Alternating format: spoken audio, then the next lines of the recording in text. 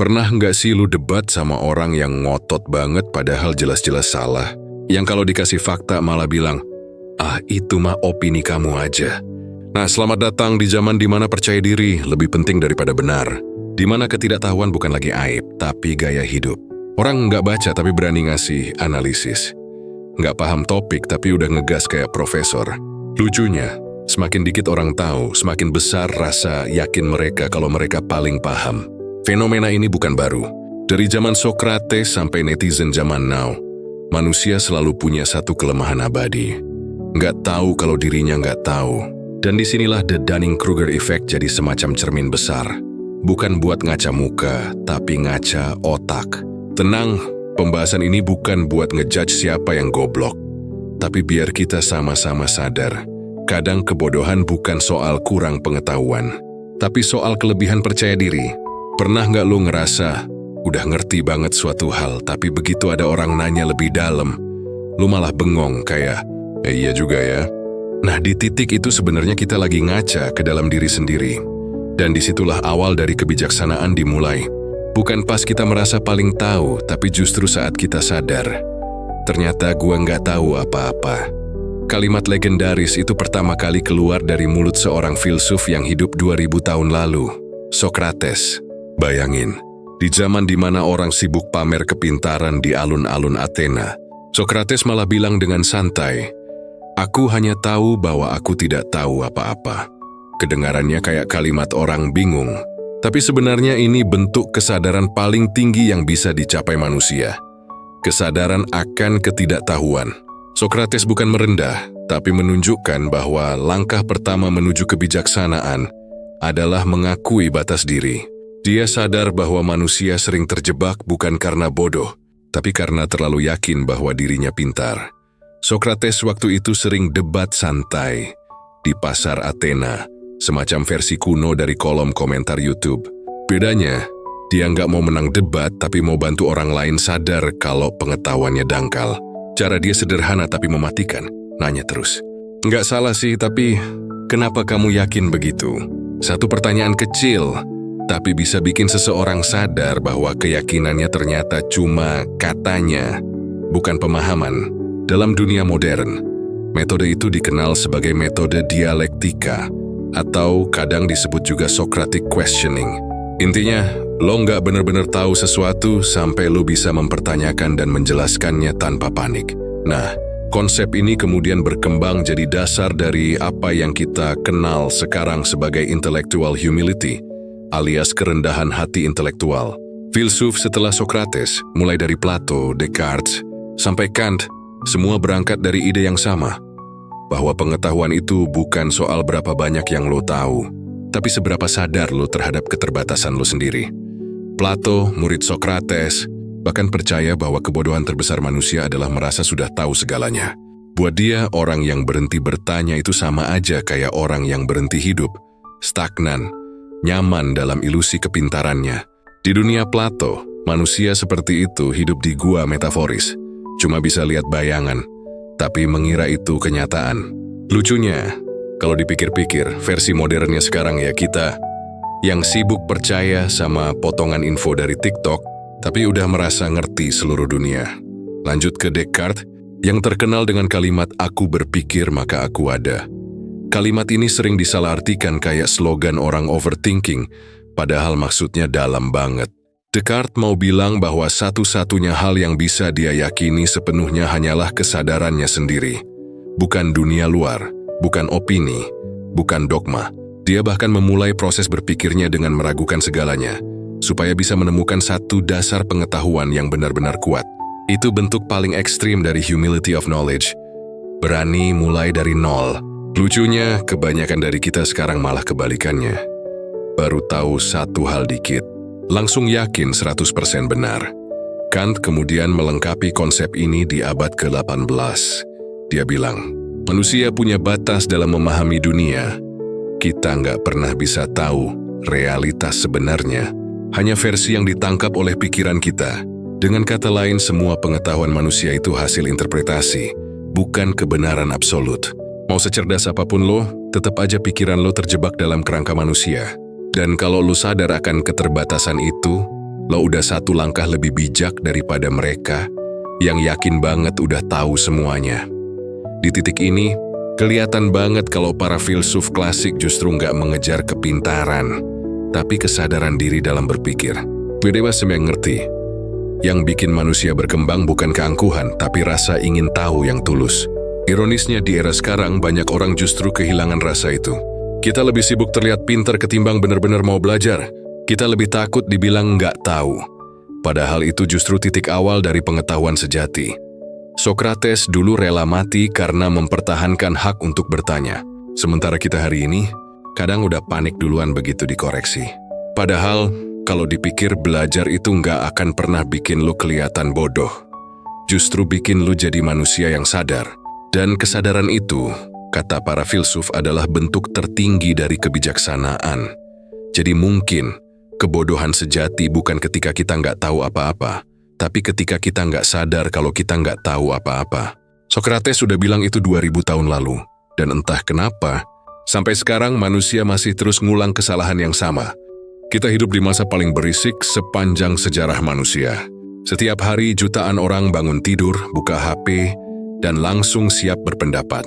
Tentang politik, filsafat, sains, sampai gosip seleb, semuanya bisa dikomentarin. Lucunya, kadang yang paling rame suaranya justru yang paling enggak ngerti topiknya. Welcome to the era demokrasi opini, di mana semua orang punya mikrofon, tapi nggak semua ngerti kapan seharusnya diam. Dulu, di masa era intelektual, pengetahuan itu hasil pergulatan panjang. Orang baca buku tebal, diskusi di forum filsafat, dan debatnya elegan. Pakai argumen, bukan caps lock. Pengetahuan dianggap sesuatu yang sakral. Diperoleh lewat belajar, refleksi, dan pengalaman. Sekarang, semua itu bisa digantikan satu hal, kepercayaan diri tanpa dasar. Yang penting percaya diri dulu, mikir belakangan. Media sosial secara nggak langsung menciptakan semacam panggung global untuk semua orang. Dan panggung ini nggak peduli siapa yang benar. Yang penting siapa yang paling rame, paling emosional, dan paling viral. Kebenaran nggak lagi ditentukan oleh data, tapi oleh jumlah like dan retweet. Bahkan algoritma pun ikut-ikutan. Dia nggak peduli lo pinter atau bodoh. Dia cuma peduli lo engage atau enggak. Hasilnya, dunia digital jadi arena kompetisi omong besar tanpa tanggung jawab. Kalau di era Sokrates, orang diuji lewat pertanyaan.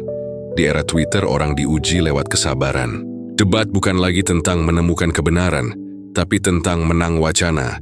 Dan ironisnya, dalam dunia yang katanya bebas berpendapat, kebenaran malah makin kabur. Semuanya relatif, semua opini dianggap sama penting. Padahal, nggak semua opini punya bobot yang sama.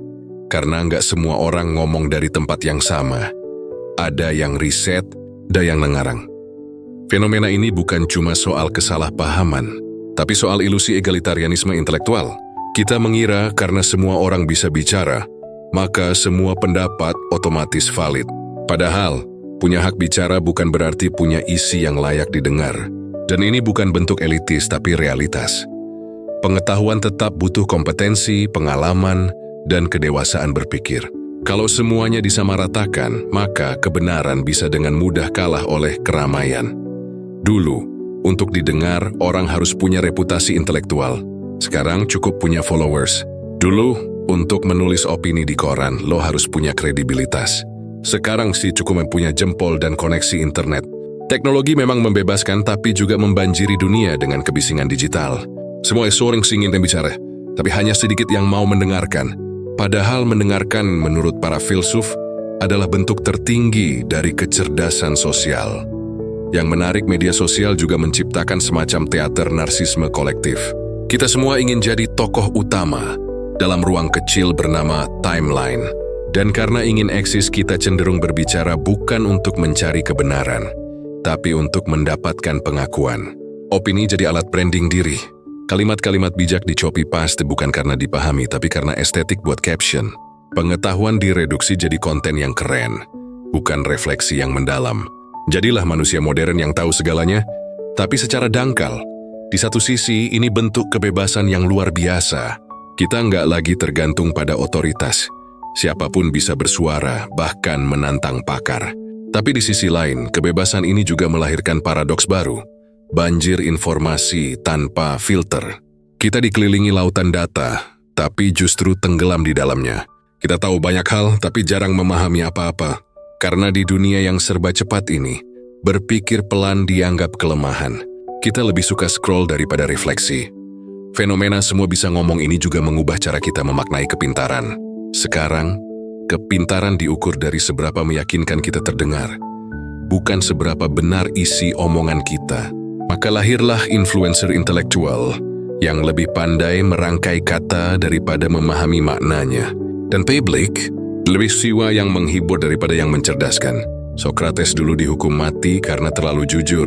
Kalau dia hidup sekarang, mungkin dia bukan diminumkan racun, tapi di-cancel di media sosial. Namun di balik semua kekacauan ini, ada satu hal yang menarik. Demokrasi opini juga membuka peluang baru untuk kesadaran kolektif. Kalau dulu pengetahuan dimonopoli oleh segelintir orang, sekarang ia tersebar luas. Siapapun bisa belajar, berdebat, bahkan mengoreksi otoritas. Masalahnya bukan di alatnya, tapi di cara kita menggunakannya. Kebebasan berbicara baru akan bermakna kalau dibarengi dengan kerendahan hati untuk belajar.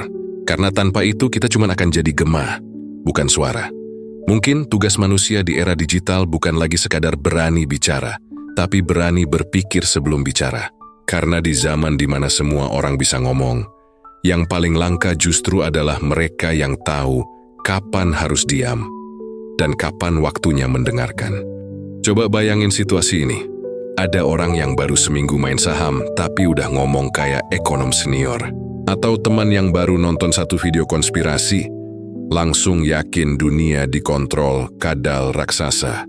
Lucunya orang kayak gini nggak merasa ragu, malah super yakin dengan pendapatnya. Nah, fenomena absurd itu punya nama keren, The Dunning-Kruger Effect.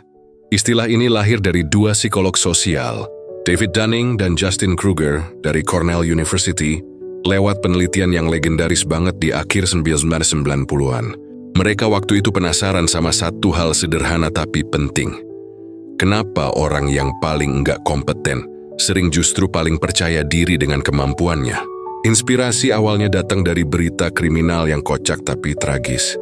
Ada pria bernama MacArthur Wheeler yang merampok dua bank dengan wajah polos, tanpa topeng sama sekali. Saat ditangkap dia kaget dan protes, kok bisa kelihatan? Karena kok udah pakai jus lemon di muka. Dia percaya bahwa jus lemon bisa bikin wajahnya tak terlihat di kamera. Karena pernah dengar lemon bisa dipakai sebagai tinta tak terlihat. Dunning dan Kruger mikir, kalau ada orang bisa seyakin itu, tapi sesalah itu, berarti ini bukan cuma kasus bodoh tunggal. Ini fenomena manusia. Lalu mereka melakukan serangkaian eksperimen di kampus. Mereka mengundang mahasiswa untuk ikut tes dalam berbagai bidang, logika, tata bahasa, dan kemampuan berpikir kritis. Setelah selesai, para mahasiswa diminta menilai sendiri seberapa bagus hasil mereka dibanding peserta lain. Hasilnya bikin ngakak sekaligus miris. Orang yang nilainya paling rendah justru menilai dirinya paling tinggi. Sebaliknya, orang yang benar-benar pintar malah cenderung meremehkan kemampuannya. Dengan kata lain, orang bodoh nggak tahu kalau dirinya bodoh, karena mereka terlalu bodoh untuk menyadarinya. Keren tapi nyesek kan? Dunning dan Kruger menyebut fenomena ini sebagai cognitive bias, kesalahan berpikir yang membuat seseorang gagal menilai dirinya sendiri secara akurat. Karena kemampuan seseorang untuk melakukan sesuatu dan kemampuan untuk menilai dirinya sendiri ternyata berasal dari mekanisme mental yang sama. Jadi kalau seseorang buruk dalam berpikir logis, dia juga buruk dalam menilai seberapa buruk dirinya berpikir. Itu kayak orang yang fals banget tapi tetap nyanyi kencang karena nggak sadar suaranya sumbang. Atau kayak orang yang nyetir ugal-ugalan tapi yakin, gue pengemudi terbaik di jalan ini. Nah, yang menarik, efek ini nggak berhenti di ruang kelas atau eksperimen. Kita bisa lihat di mana-mana. Dari ruang kerja, dunia politik, sampai media sosial. Setiap kali ada orang ngomong dengan yakin tapi tanpa dasar, kemungkinan besar mereka sedang jadi korban. Dunning-Kruger. Mereka tidak tahu bahwa mereka tidak tahu. Dan di dunia digital, bias ini makin menggila karena setiap orang merasa punya hak dan kewajiban moral untuk terlihat pintar di depan layar. Tapi sebelum kita ketawa terlalu keras, ada twistnya. Kita semua pernah jadi korban efek ini. Termasuk yang lagi baca ini. Termasuk penulisnya. Karena Dunning-Kruger bukan soal IQ atau gelar, tapi tentang metakognisi, kemampuan untuk sadar terhadap cara kita berpikir. Setiap kali kita terlalu cepat menyimpulkan sesuatu, terlalu yakin dengan pendapat kita tanpa riset, atau menolak koreksi karena gengsi, itu tandanya efek ini sedang bekerja. Dan lucunya, semakin dalam efeknya, semakin sulit buat sadar. Dunning-Kruger juga menemukan sisi lain yang nggak kalah menarik.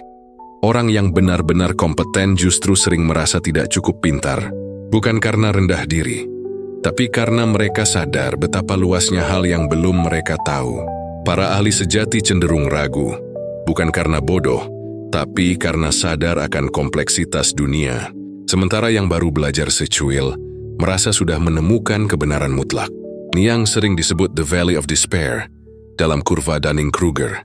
Titik di mana seseorang tahu sedikit, lalu mendadak merasa jadi jenius. Dalam konteks sosial, efek ini menjelaskan kenapa dunia sekarang terasa penuh orang sok tahu. Kita hidup di zaman di mana pengetahuan bisa diakses dengan satu klik, tapi pemahaman tetap butuh proses panjang.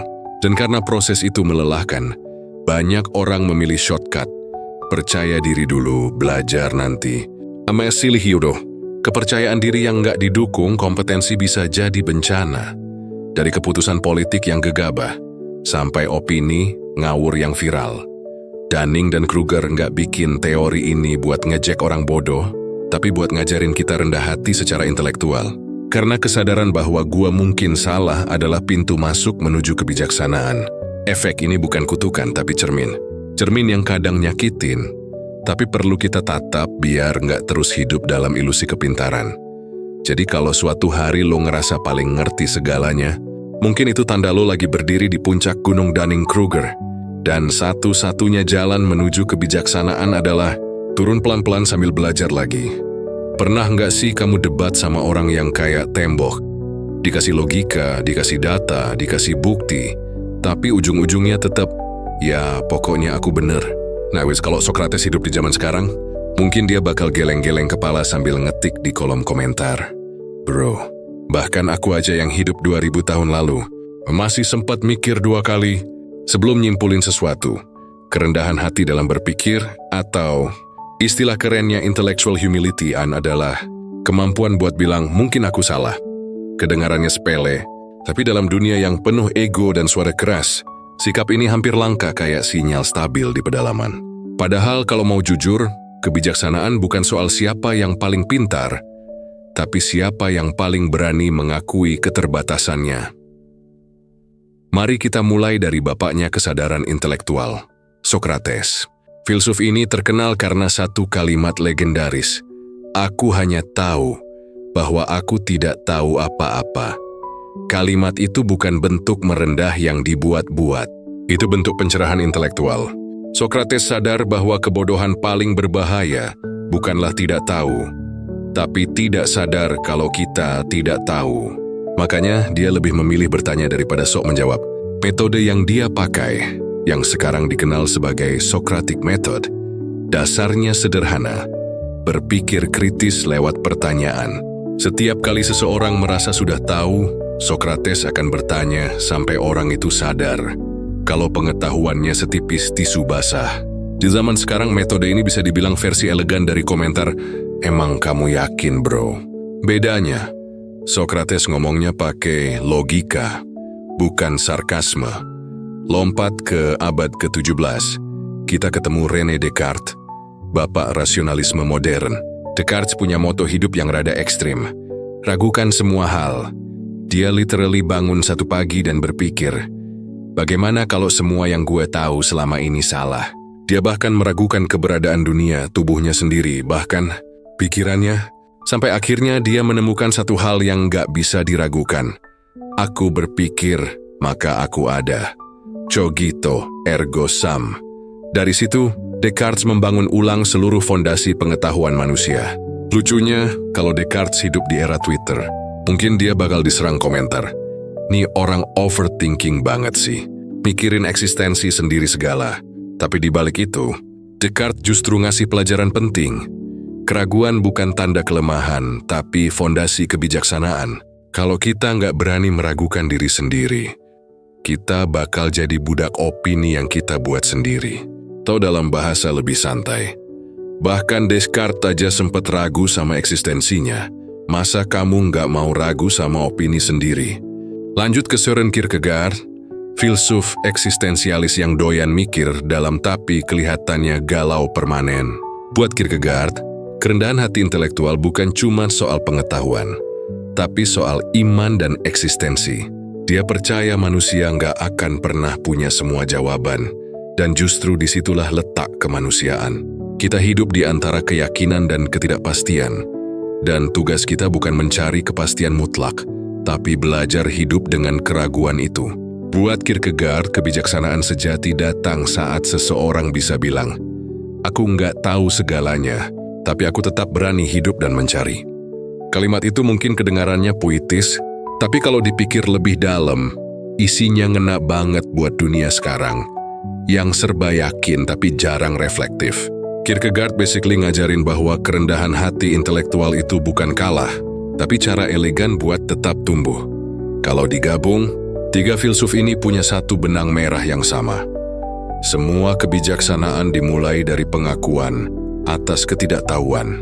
Sokrates ngajarin kita buat bertanya, Descartes ngajarin kita buat meragukan.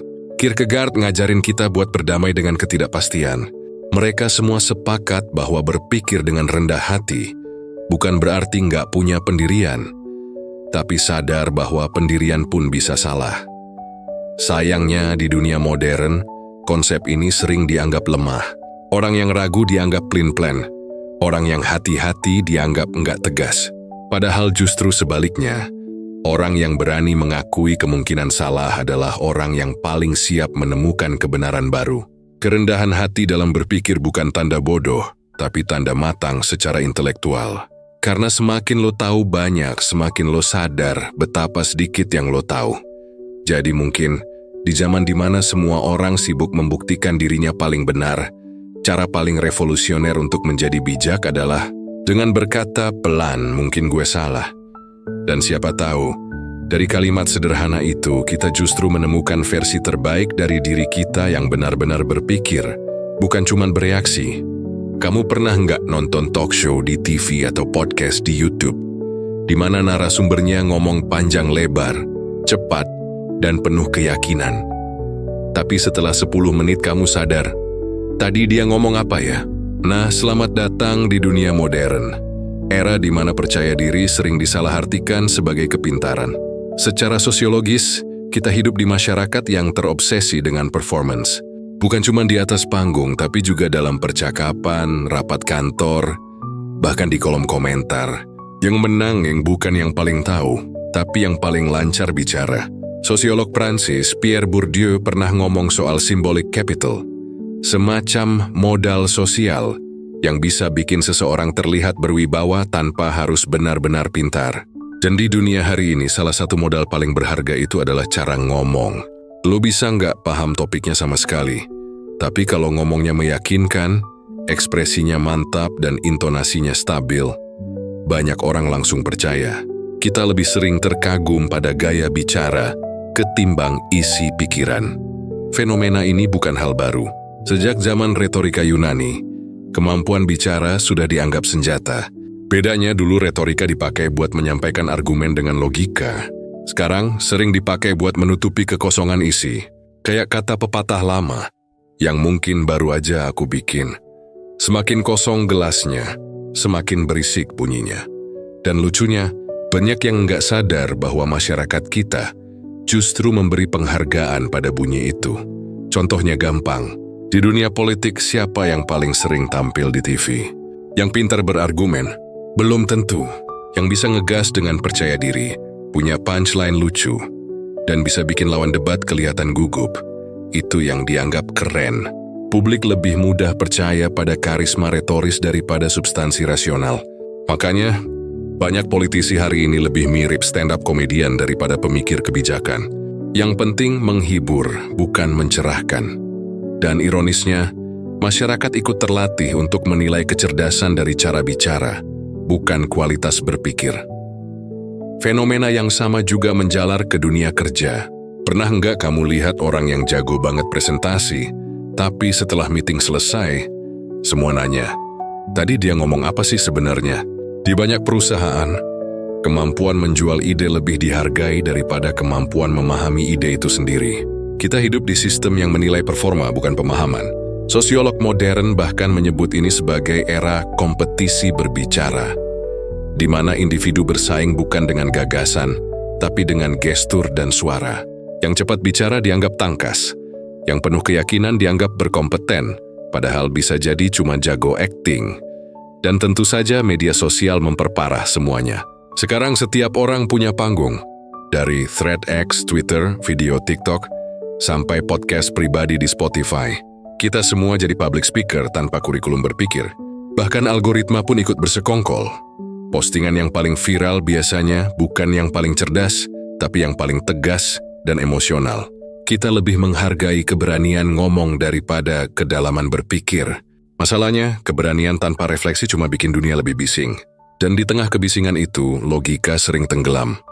Sosiologi mengajarkan bahwa fenomena ini berakar pada struktur sosial yang memberi hadiah pada performa. Makin bisa tampil percaya diri, makin besar peluang sukses entah di politik, bisnis, atau media. Kita menciptakan sistem di mana percaya diri jadi mata uang baru, sementara kerendahan hati intelektual dianggap nggak laku. Padahal, kalau kita pikir-pikir, banyak orang paling jenius di dunia justru nggak banyak ngomong. Lebih mereka mikir dulu baru komentar. Tapi sayangnya di dunia yang bergerak secepat notifikasi, yang mikir pelan sering ketinggalan panggung. Lucunya, fenomena ini bikin efek domino. Orang-orang yang sadar dirinya belum tahu jadi minder, sementara yang nggak ngerti malah makin percaya diri. Inilah yang Dunning dan Kruger bilang sebagai meta-ignorance, ketidaktahuan terhadap ketidaktahuan sendiri. Dan di masyarakat yang mengagungkan percaya diri, orang yang ragu malah kelihatan bodoh. Padahal justru merekalah yang sedang berpikir. Mungkin sudah waktunya kita balik lagi ke prinsip dasar. Bicara itu penting, tapi berpikir lebih penting. Nggak apa-apa kalau lo butuh waktu mikir sebelum ngomong. Nggak perlu buru-buru ikut kompetisi siapa paling cepat kasih opini. Karena dunia udah terlalu penuh sama suara. Yang kita butuhin sekarang bukan yang paling keras, tapi yang paling jernih. Atau kalau mau disimpulkan dalam bahasa tongkrongan, boleh ngomong lantang, asal otaknya nyala dulu bro. Kalau kamu perhatiin, dari zaman batu sampai zaman Bluetooth, manusia tuh punya satu kesamaan yang nggak pernah punah. Kita suka banget kelihatan tahu segalanya. Dulu caranya mungkin lewat mantra dan asap dupa, sekarang lewat caption motivasi dan konten edukatif 5 menit di TikTok. Bedanya cuman alatnya, bukan nalurinya. Karena ternyata, dari kacamata antropologi, kelihatan pintar itu bukan cuma soal pengetahuan, tapi soal status sosial.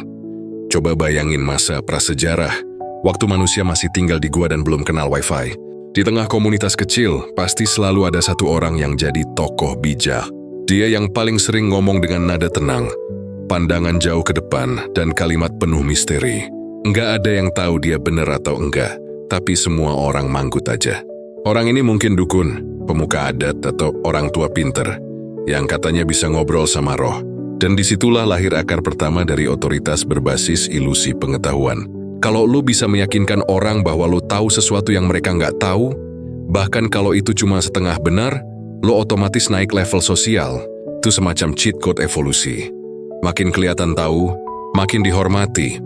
Antropolog menyebut ini sebagai symbolic knowledge power. Kekuatan simbolik dari tahu. Di masyarakat tradisional, pengetahuan bukan cuma alat buat bertahan hidup, tapi juga alat buat mengatur hierarki. Yang tahu rahasia alam dianggap punya akses ke dunia yang orang lain nggak paham.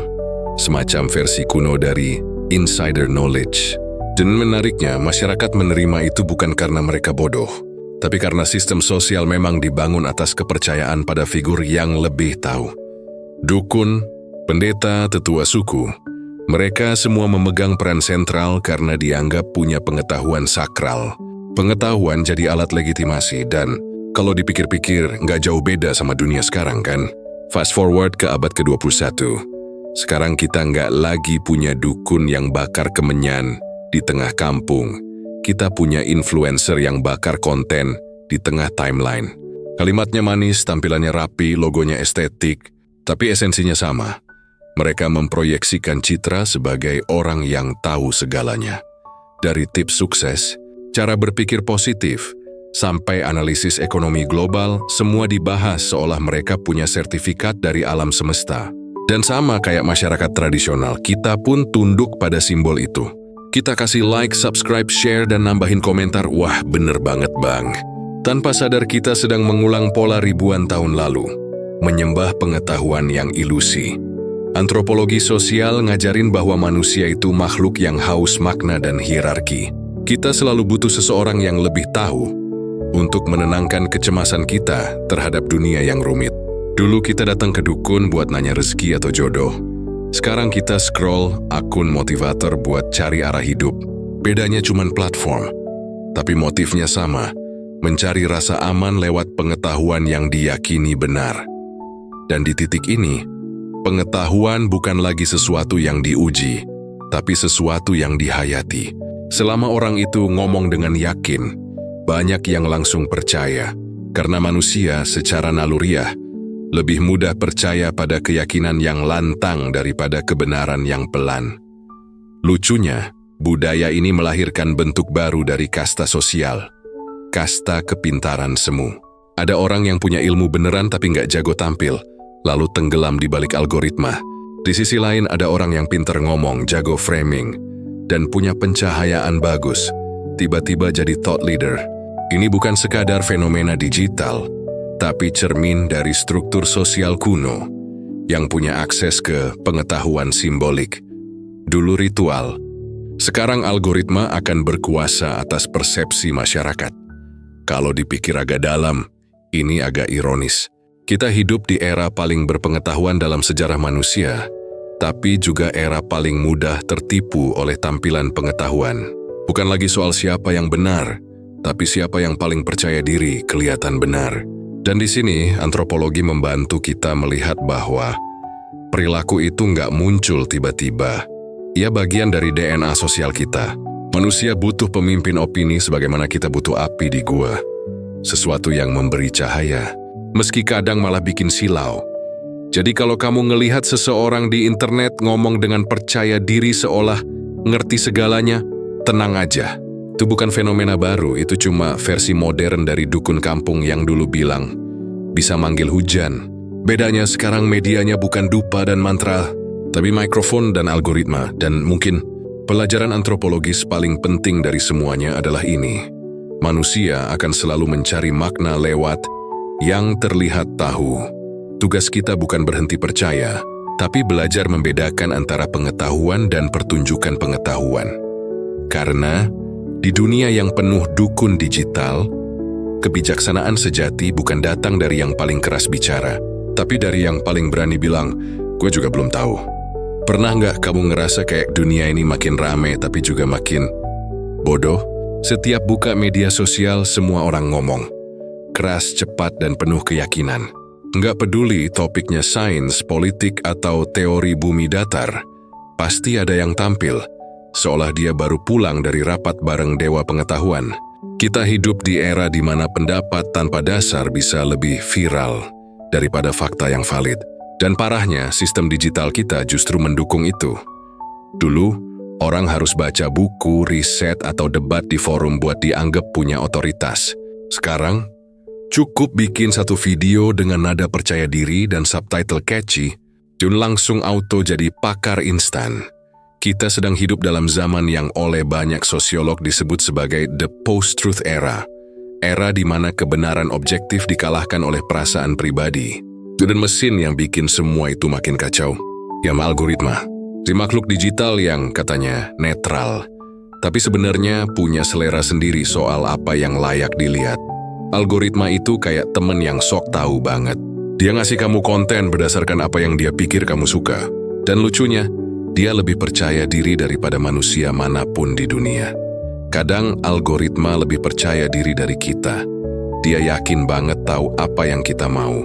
Bahkan sebelum kita tahu, dia lihat kamu nonton satu video teori konspirasi. Langsung mikir, Oke, berarti kamu suka nih hal-hal absurd. Ini tak kasih yang lebih ekstrim lagi. Satu klik, dan kamu masuk ke lubang kelinci informasi. Dari video ringan jadi konspirasi global. Dari opini nyantai jadi keyakinan ideologis. Selamat datang di Echo Chamber, tempat di mana kamu cuma dengar versi dunia yang kamu setujui. Efeknya, dunia terasa makin bodoh tapi yakin. Kita terjebak dalam ruang gema, di mana semua orang bilang hal yang sama, dan karena itu kita pikir itu pasti benar. Kayak ikut karaoke bareng satu fandom opini, tanpa sadar bahwa lagunya sama terus. Disinilah lahir fenomena baru, confidence without competence. Semua orang yakin tapi nggak semua tahu apa yang dia yakini. Sosiolog menyebut ini sebagai digital tribalism, semacam suku digital, di mana keanggotaan ditentukan oleh kesamaan opini, bukan kebenaran. Dan kalau kamu berani punya pandangan beda, ya siap-siap aja diserbu. Karena di dunia modern, keberanian berpikir beda sering dianggap penghinaan terhadap kebenaran mayoritas algoritmik.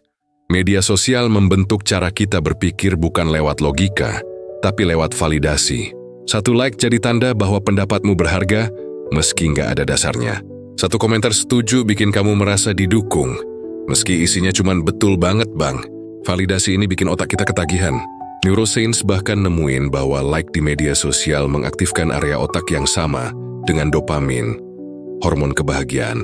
Jadi tiap kali kita dapat validasi digital, kita merasa benar. Meski nggak benar-benar benar, kita nggak lagi mencari kebenaran tapi cari rasa benar. Dan itu dua hal yang sangat berbeda.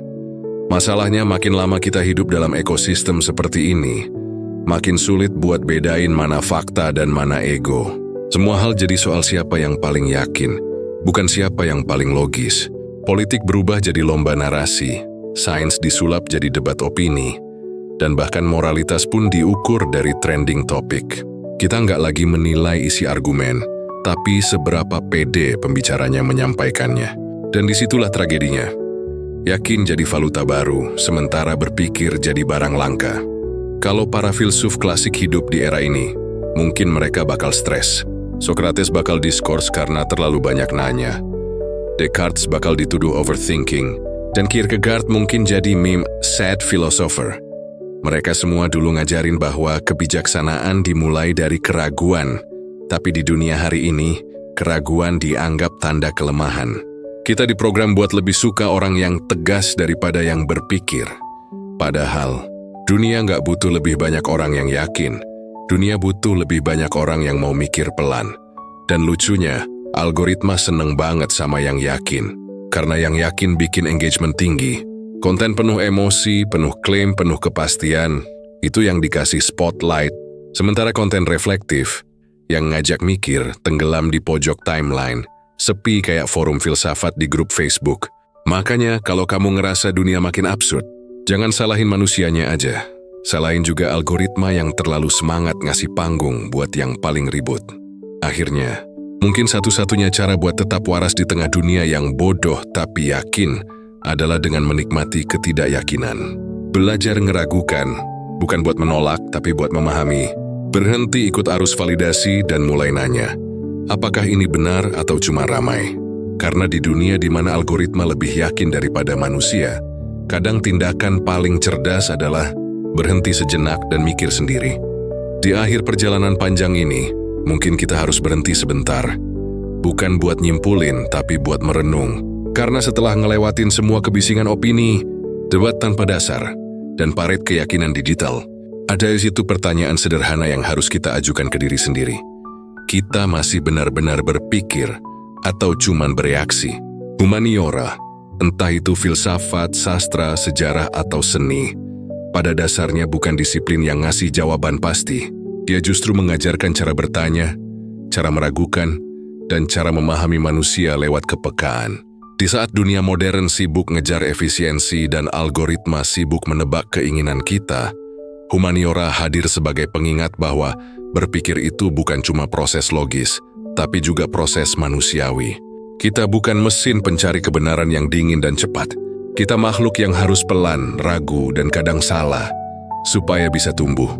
Kalau kamu perhatiin, dari semua masalah yang kita bahas, dari Dunning-Kruger Effect, budaya kompetisi omong besar, sampai dunia bodoh tapi yakin, sebenarnya punya satu sumber yang sama, kehilangan kerendahan hati intelektual. Kita pengen terlihat tahu, pengen dianggap pintar, pengen punya opini yang viral, tapi jarang banget yang benar-benar mau belajar. Padahal, orang yang bijak bukan yang selalu punya jawaban, tapi yang berani ngaku kalau dia belum tahu apa-apa. Itu kalimat yang sederhana, tapi di zaman sekarang, rasanya revolusioner banget. Humaniora ngajarin bahwa berpikir jernih itu nggak bisa dilakukan tanpa kesadaran akan keterbatasan. Sokrates sudah ngomong ribuan tahun lalu, "Aku tahu bahwa aku tidak tahu apa-apa." Dan itu bukan bentuk merendah, tapi bentuk keberanian. Karena mengakui ketidaktahuan berarti membuka ruang buat belajar. Sementara orang yang yakin terus-menerus, hidupnya berhenti di situ-situ aja. Nggak tumbuh, nggak berkembang, cuman muter dalam lingkaran ego. Disinilah peran humaniora jadi penting. Dia bukan ngajarin apa yang harus kita pikir, tapi bagaimana caranya berpikir. Mungkin inilah yang membedakan manusia reflektif dari manusia reaktif. Yang reflektif berhenti sejenak sebelum bereaksi, dia bertanya, "Apa ini benar?" Atau "Kenapa aku percaya ini?" Sedangkan yang reaktif langsung ngomong, langsung posting, langsung yakin. Dan dunia modern sayangnya lebih mendukung yang reaktif, karena yang cepat lebih laku daripada yang bijak. Tapi kalau kita mau kembali jadi manusia yang berpikir, bukan sekadar makhluk yang bereaksi, maka kita butuh pelan-pelan lagi. Pelan dalam mendengar, pelan dalam menyimpulkan, pelan dalam menilai. Filsafat membantu kita menata logika, sastra melatih empati, sejarah ngajarin kita konteks. Dunia seni mengingatkan bahwa kebenaran bukan cuma soal hitam putih, tapi juga nuansa. Semua itu adalah alat yang bikin manusia tetap manusia. Karena tanpa humaniora kita bisa jadi pinter secara teknis, tapi hampa secara makna. Kita tahu banyak hal, tapi nggak ngerti apa-apa. Dan mungkin itu penyakit terbesar zaman ini. Kita tahu segalanya, kecuali bagaimana caranya tahu dengan benar. Kita punya akses ke informasi tanpa batas, tapi kehilangan kemampuan buat memilah mana yang penting. Kita punya kebebasan berbicara, tapi lupa belajar bagaimana mendengarkan. Disinilah sekali lagi, humaniora berfungsi sebagai rem. Bukan buat ngerem kemajuan, tapi buat ngerem keangkuhan. Biar kita nggak jadi spesies yang terlalu yakin sampai lupa bahwa berpikir itu bukan hak istimewa, tapi tanggung jawab. Karena percaya diri boleh, tapi tanpa refleksi, dia cuma jadi kebodohan yang berpenampilan rapi. Dan kadang bentuk kepintaran tertinggi bukanlah bisa menjelaskan segalanya, tapi bisa bilang dengan tenang, "Gua belum tahu, tapi gua pengen tahu." Kalimat itu kelihatannya sederhana, tapi di dalamnya ada dua hal paling penting dalam peradaban manusia, kerendahan hati dan rasa ingin tahu. Dua hal yang, kalau hilang, bikin dunia berhenti belajar. Jadi mungkin sudah saatnya kita berhenti ikut lomba siapa yang paling yakin. Karena kebenaran nggak butuh yang paling lantang, dia butuh yang paling jujur. Dan kalau hari ini dunia terasa penuh dengan orang yang terlalu percaya diri dalam ketidaktahuannya, maka tugas kita adalah jadi sebaliknya. Berani untuk tidak tahu, supaya bisa benar-benar belajar tahu. Seperti kalimat penutup yang harusnya kita ingat baik-baik. Kita hidup di zaman di mana opini lebih berharga dari bukti, tapi mungkin justru disitulah tugas kita. Belajar lagi untuk tahu kalau kita belum tahu. Jadi, intinya kita hidup di era di mana semua orang pengen kelihatan tahu, tapi lupa gimana caranya benar-benar tahu. Humaniora ngajarin kita buat pelan-pelan mikir, buat berani bilang gue belum tahu tanpa ngerasa rendah. Karena justru dari situlah kebijaksanaan lahir, dari kerendahan hati intelektual, bukan dari keyakinan yang keras kepala. Dan kalau kamu suka bahasan kayak gini, yang nyambungin filsafat, budaya, dan realitas hidup sehari-hari, jangan lupa dukung channel ini. Di sini kita nggak cuma bahas teori, tapi juga belajar bareng gimana caranya jadi manusia yang lebih sadar, lebih jernih, dan lebih berpikir. Ingat, dunia udah kebanyakan orang yakin tanpa dasar. Tugas kita, sederhana tapi berat, belajar lagi untuk tahu kalau kita belum tahu.